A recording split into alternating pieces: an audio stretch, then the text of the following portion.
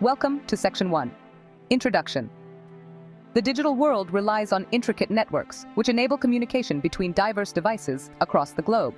To understand how data traverses these networks, we turn to models like OSI and TCP/IP.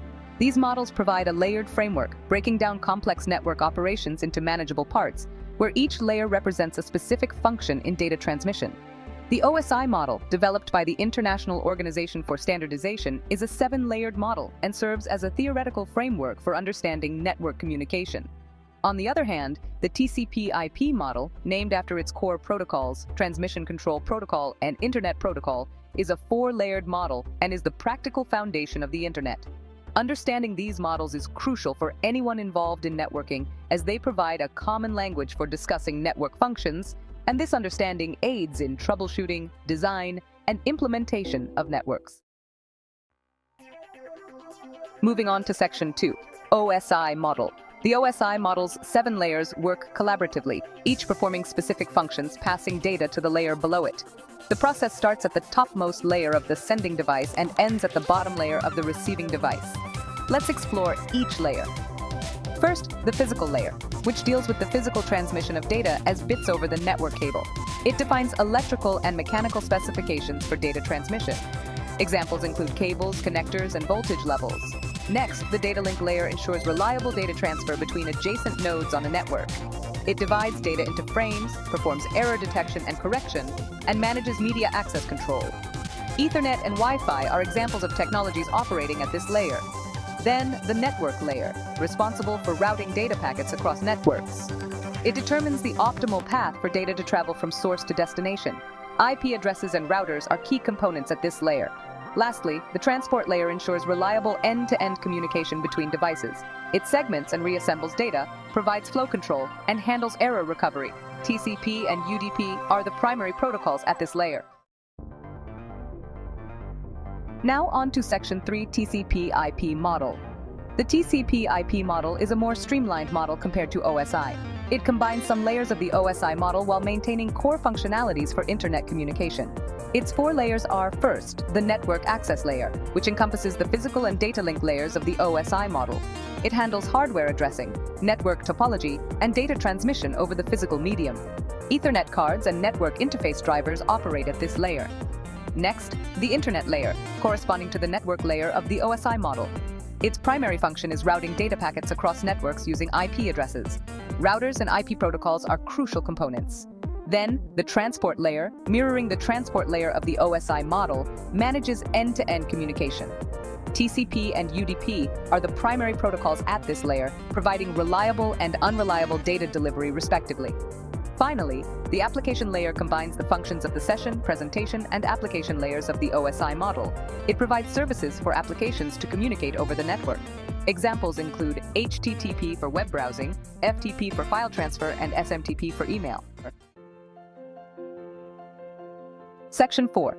Comparison of OSI and TCP/IP models. Both OSI and TCP/IP models provide frameworks for understanding network communication. However, they differ in their structure and focus.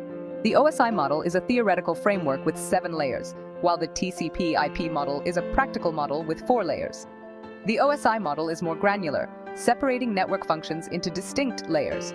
This makes it easier to understand individual components and troubleshoot issues.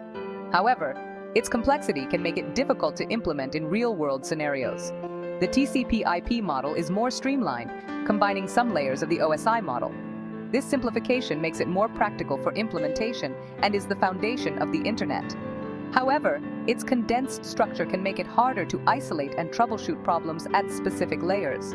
Despite their differences, both models share similarities in their core functions. Both models address data transmission, routing, and application communication. Section 5. Transmission media.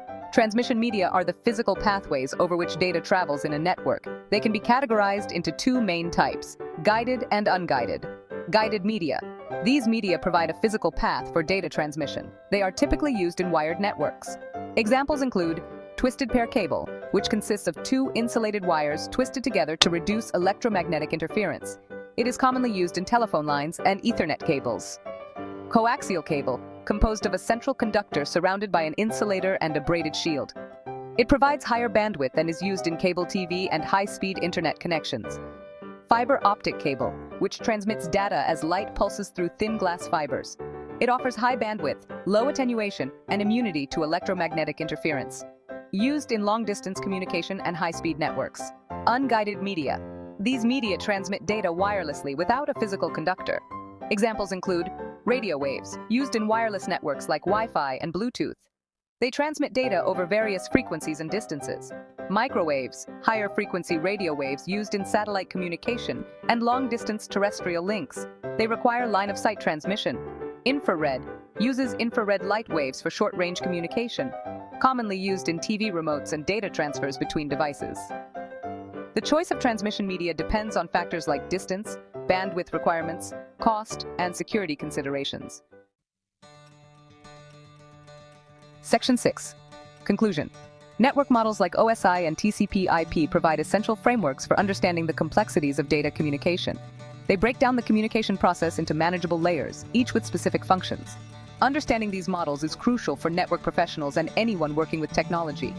Transmission media, both guided and unguided, play a critical role in enabling data transmission. The choice of media depends on various factors and impacts the speed, reliability, and security of communication. These technologies have revolutionized the way we live, work, and interact.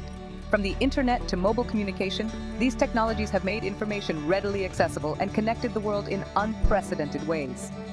As technology continues to advance, understanding these fundamental concepts will become even more critical in navigating the ever-evolving digital landscape.